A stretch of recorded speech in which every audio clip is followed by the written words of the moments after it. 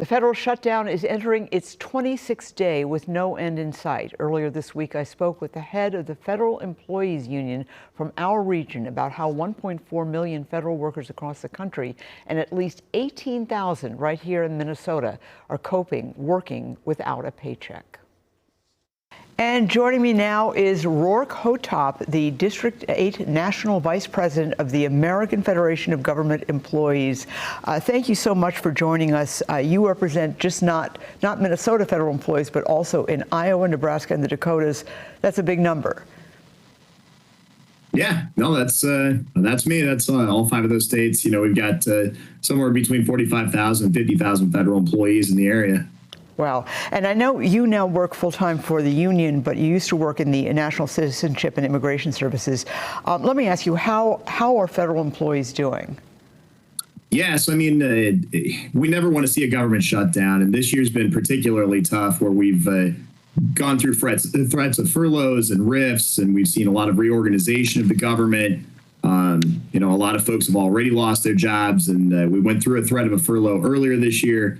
And then we're actually now in a complete government shutdown. So now we've got many folks at Border Patrol, at ICE, at TSA, at Bureau of Prisons that are all working without a paycheck at this moment in time. Right. And so it's been played in hell with the psyche.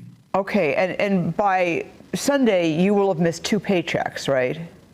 Correct. Okay, how do you manage that? I mean, how does somebody with a family manage that?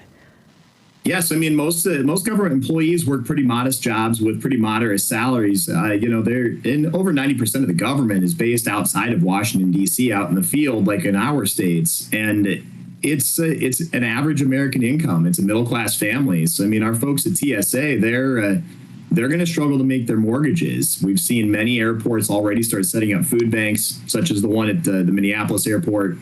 You know, we never should be in a position where our federal servants, our federal public employees are having to go to stand in food lines and look for deferments on their mortgage payments, or you know, they have to start making decisions on how to pay for health care. Right.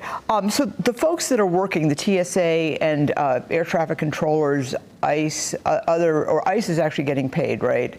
But the ones that are not getting paid, I mean, what kind of stress is that? First of all, it's a stressful job, and then you're worried about your family, you're worried about paying bills, and you're worried about doing this hard job, and you're not getting paid. I mean, that must be an incredible burden. Yeah, I mean, typically during government shutdowns, a lot of jobs had actually just not been performed. Those employees were released, not released, they were sent home without a paycheck, and they were told not to report to work. And so at least for those folks, they could go get a second job and start working during the day to try and make ends meet. Where we're at now with our food safety inspectors at USDA, our corrections officers at the Bureau of Prisons, our transportation safety officers at TSA, those folks are still being told that they have to go to work and perform the job, which they took an oath to do and to perform on behalf of the American public. But now they're doing it without a paycheck and without the flexibility to be able to go and try and find a second job to make ends meet. And so it's been a real struggle for them now. And you know, missing one paycheck really hurts. And I think that hurts most American families, but missing a second paycheck is going to be devastating to a lot.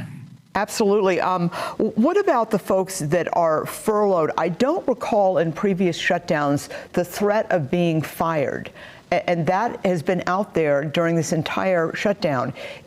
How concerned are people about that, and what's the reality there, do you think?